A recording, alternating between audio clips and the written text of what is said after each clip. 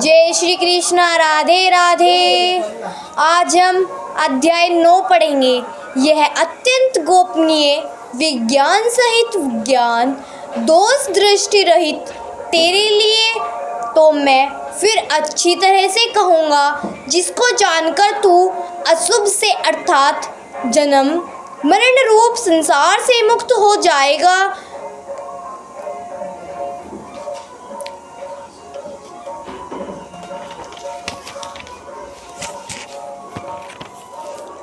यह विज्ञान सहित ज्ञान अर्थात समग्र रूप संपूर्ण विधाओं का राजा और संपूर्ण गोपनीयों का राजा है।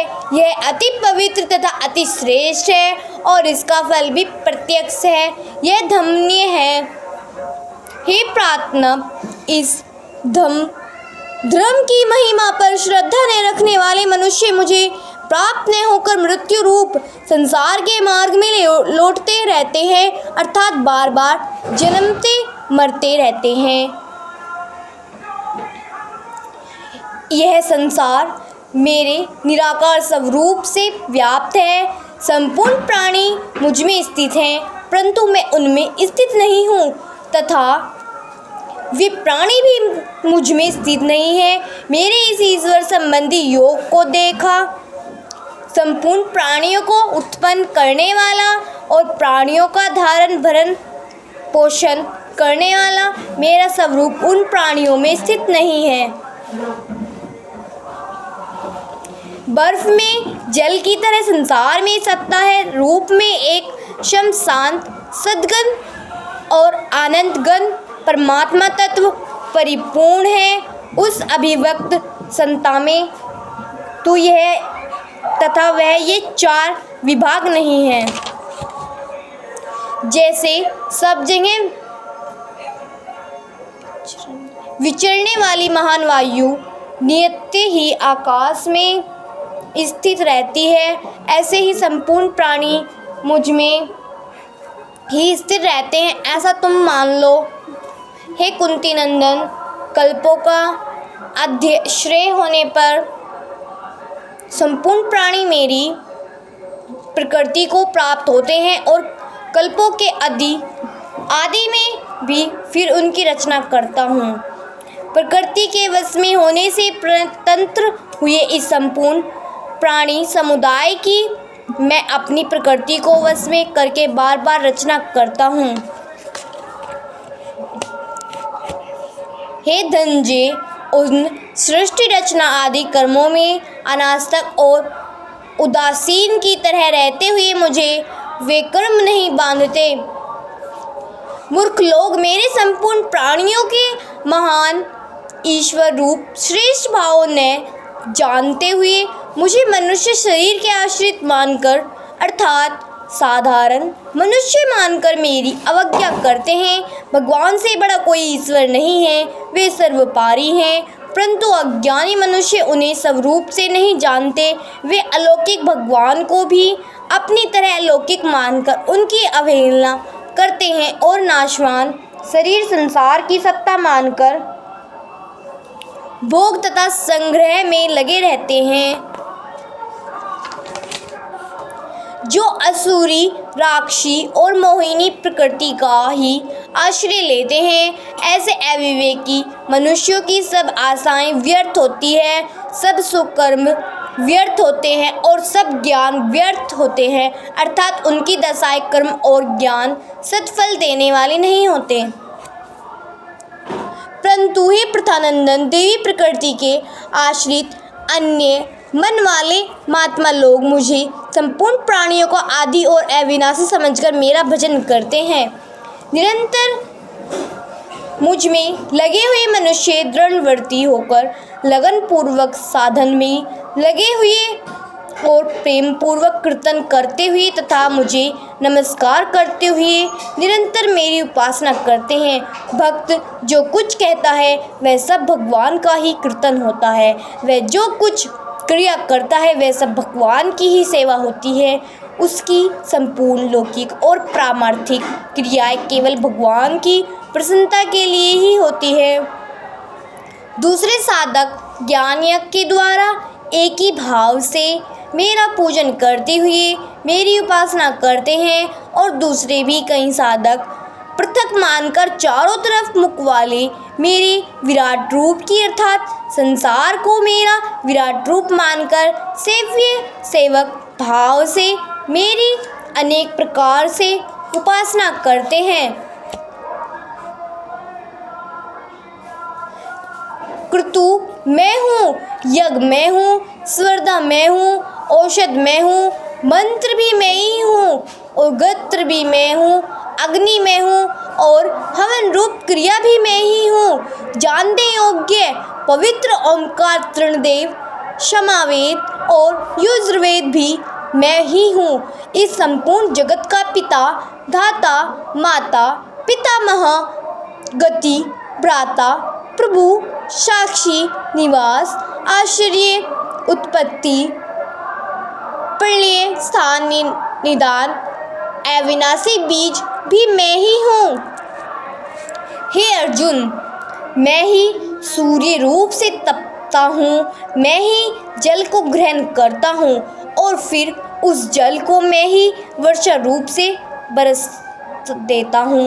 और तो क्या कहूँ, अमृत और मृत्यु तथा सत्य और असत्य भी मैं ही हूँ, जो देखने सुनने पढ़ने तथा कल्पना करने में आता है और जिन शरीर इंद्रिया मन बुद्धि अहम के द्वारा देखा सुना पढ़ा सोचा जाता है वह सब का सब असत अपरा प्रकृति है।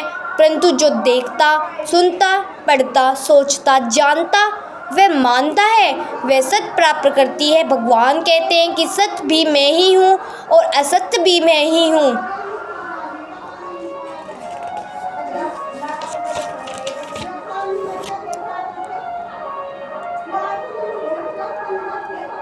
अपने सहित इस संसार में जो कुछ दिखता है वह भगवान का स्वरूप है और इसमें जो क्रिया दिख रही है वह भगवान की लीला है। भगवान और उनकी लीला के सिवाय कुछ नहीं है। कोई जन्म गया, कोई मर गया, किसी का विवाह हो गया, किसी की संतान हो गई, कोई बीमार हो गया, कोई निरोगी हो गया, किसी का आदर हो गया और किसी का निरादर हो गया, किसी को नफ़ा हो गया, किसी को घाटा लग गया, कोई धनवान हो गया तो कोई निर्धन हो गया। ये सब के सब भगवान की लीला है।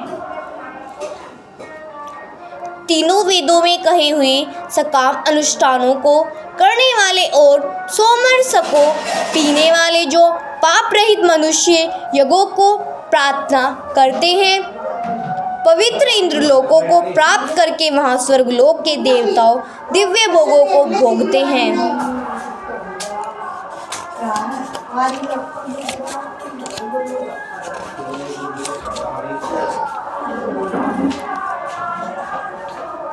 हे कुंती नंदन, जो भी भक्त श्रद्धा पूर्वक अन्य देवताओं का पूजन करते हैं वे भी मेरा ही पूजन करते हैं अविधि पूर्वक अर्थात देवताओं को मुझसे अलग मानते हैं। वे उस विशाल स्वर्गलोक के भोगों को भोगकर पुण्यशील होने पर मृत्यु लोक में आ जाते हैं और इस प्रकार तीनों वेदों में कहे हुए सकाम धर्म को आश्रय लिए हुए भागों की कामना करने वाले मनुष्य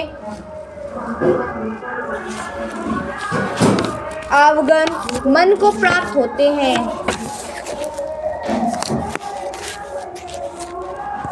क्योंकि संपूर्ण यज्ञों का भक्त और स्वामी भी मैं ही हूँ, परंतु वे मुझे तत्व से नहीं जानते, इसी से उनका पतन होता है। देवताओं का पूजन करने वाले देवताओं को प्राप्त होते हैं, पितरों का पूजन करने वाले पितरों को प्राप्त होते हैं, भूत प्रेतों का पूजन करने वाले भूत प्रेतों को प्राप्त होते हैं, परंतु मेरा पूजन करने वाले मुझे ही प्राप्त होते हैं। वास्तव में सब कुछ भगवान का ही रूप है, परंतु जो भगवान के सिवाय दूसरी कोई स्वतंत्र सत्ता मानता है उसका उद्धार नहीं होता। वह ऊंचे से ऊंचे लोकों में भी चला जाए तो भी उसे लौटकर संसार में ही आना ही पड़ता है। जो भक्त पत्र पुष्प फल जल आदि को प्रेम पूर्वक मेरे अर्पण करता है उस मुझ में तल्लीन हुए भक्त के द्वारा प्रेम पूर्वक दिए गए उपहार भेंट को मैं रख लेता हूँ और खा लेता हूँ, अर्थात स्वीकार कर लेता हूँ।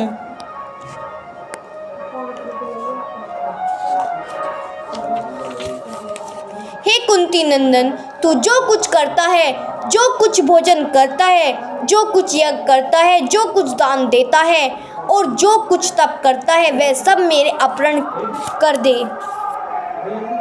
ज्ञान योगी तो संसार के साथ माने हुए संबंध का त्याग करता है, पर भक्त एक भगवान के सिवाय दूसरी सत्ता मानता ही नहीं।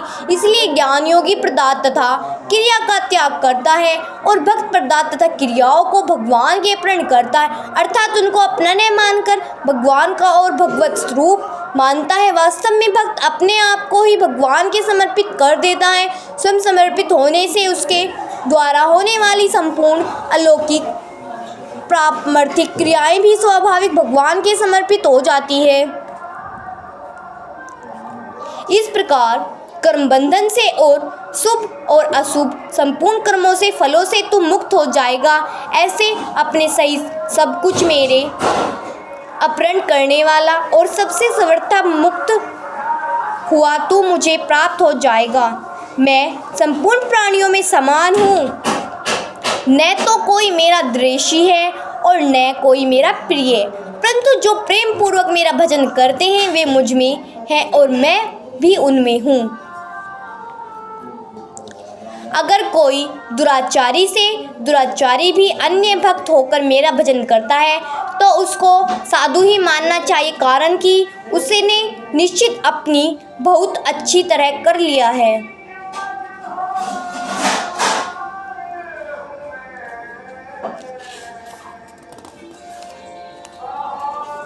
इसीलिए भक्त स्वयं व्यवस्थित होता है। स्वयं व्यवस्थित होने से अहम सवर्ता नहीं रहता, क्योंकि स्वयं अहम में परे है। मन बुद्धि में बैठी हुई बात की विस्मृति हो सकती है, पर स्वयं में बैठी हुई बात की विस्मृति कभी नहीं हो सकती। जब तक मनुष्य को अपने में कुछ बल, योग्यता, विशेषता दिखती है, तब तक वह अन्य भाव नहीं होता। अन्य भाव तभी होता है जब एक भगवान के सिवाय अन्य किसी का आश्रय नहीं रहता।